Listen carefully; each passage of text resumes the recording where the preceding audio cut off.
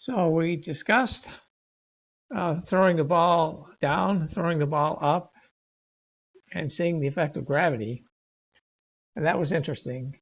But how far will the ball go if you throw it horizontally or sideways? And that depends on the angle. Are you throwing it mostly upwards, mostly downwards? And of course, it depends on the speed. So we'll keep the same speed. So we're going to use a lot of the stuff we got from Isaac Newton. But now we're also going to use the Pythagorean theorem. He was a Greek philosopher who lived from 570 to 495 BC, so a long time ago. Now, according to Wikipedia, the Pythagorean theorem was well understood by people in China, India, and various other cultures. But basically, it describes the situation when you have a right triangle. A right triangle is 90 degrees, like a straight up and down wall. It's very important when you're doing construction and so on. So when you have an angle and you have a right triangle, you want to know what the lengths of the other sides of the triangle are.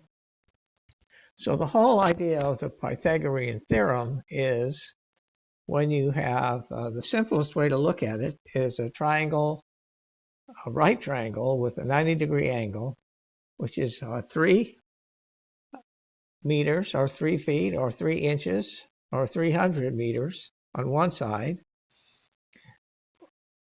4 meters on the other side. What would be the length of the last side? So what the theorem demonstrates is that if you take the side and multiply the length of the side by itself, or you square it. So 3 times 3 is 9, and 4 times 4 is 16. And when you add them up together, you have 25. And the square root is the number, the square root of a number is the value of a number that when you multiply it by itself, you get the original number. So 5 times 5 is 25. So what we're going to do is we're going to have the angle of, we're going to start off with this angle, and then we'll use other angles later on. And this angle is 36.87 degrees. So the rise is 3 divided by 5 of the total length, and the run is 4 divided by 5 of the total length. So if the ball is thrown at 40 meters per second, we can use the angle to determine the upward velocity and the horizontal velocity. So if the vector is 40, we want to divide it into its horizontal component and its vertical component. So we use the ratios of these numbers. So what we see using these ratios, 3 times 40 divided by 5 is 24. So the starting vertical velocity is 24 meters per second upward. And the horizontal velocity is 4 times 40 divided by 5 is 32 meters per second. Or you could just say 40 divided by 5 is 8, and 8 times 4 is 32. So we know that the velocity in the y direction is the initial velocity plus gravity times the time. And of course, we know that gravity has a minus sign. And we also know from previously that the y position is the original velocity times the time plus 1/2 the gravity times the time and the time again. Now for the horizontal position, that's not affected by gravity. So we're just saying it's the initial horizontal velocity, Vx, that's velocity in the x direction, and the little zero there indicates the initial one, at time 0, times the time. So we have a table here of the time in seconds, the y position in meters, and the x position in meters. So we're starting out at 0 time and 0 height and 0 width. So after 1 second, the y position is 19.1 meters, and the x position is 32 meters. After 2 seconds, the y position is 28.4 meters, and the x position is 62. At 62, it's just 2 times the 32, and the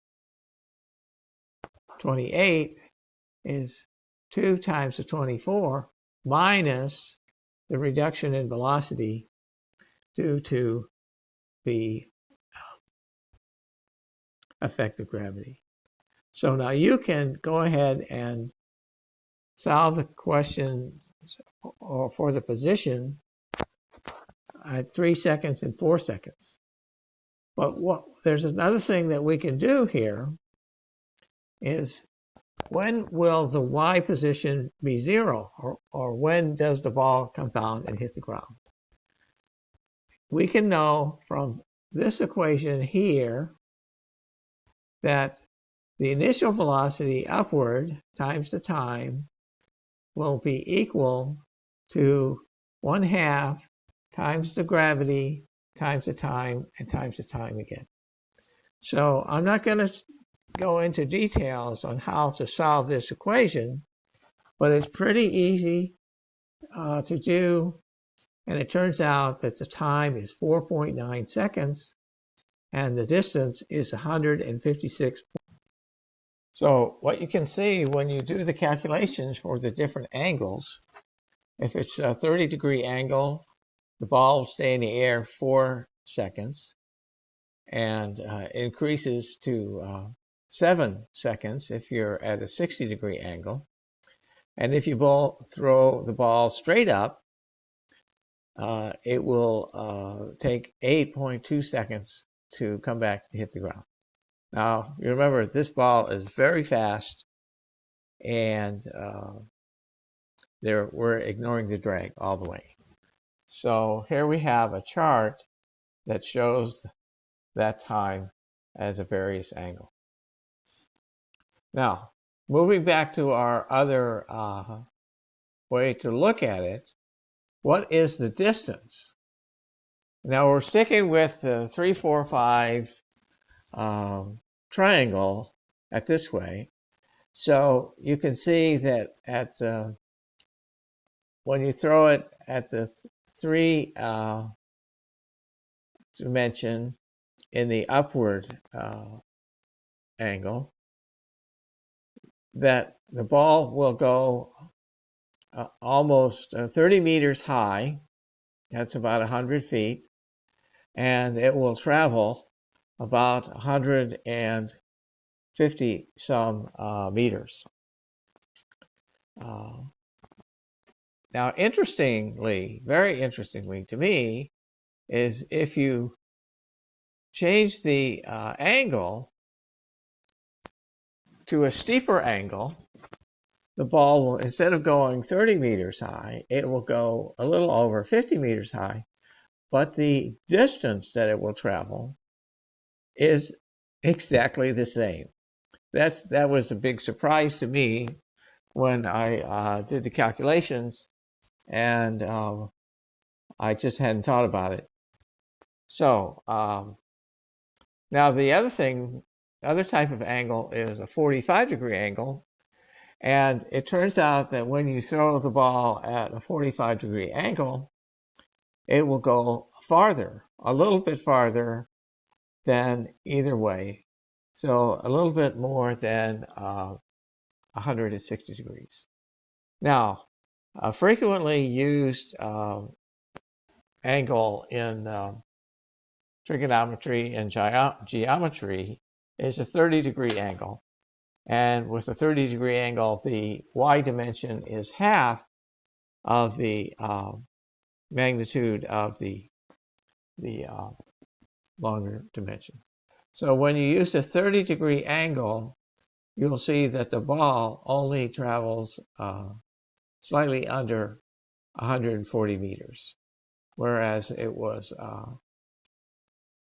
slightly under 150 meters. So about 10 meters farther at the 345 angle than at the 30-degree angle. And when you go back, you can see that the whether it's a 30-degree angle or a 60-degree angle, the ball is going to end up at the same distance. Although, as we pointed out at the beginning, the time is quite different. The 30-degree angle time in the air is 4 seconds, whereas at the 60-degree angle, the time in the air is 7 seconds. So a big difference between 4 seconds and 3 seconds, and a big difference in the height that the ball will reach. 20 meters in one case and slightly over 60 meters in the other case.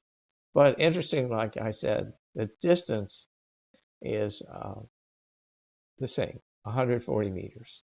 And here again, you can see that at the 45-degree angle, you're always going to get the farthest distance, which is slightly over 160 meters. So I hope this is an interesting example, and we will have more on angles at another time.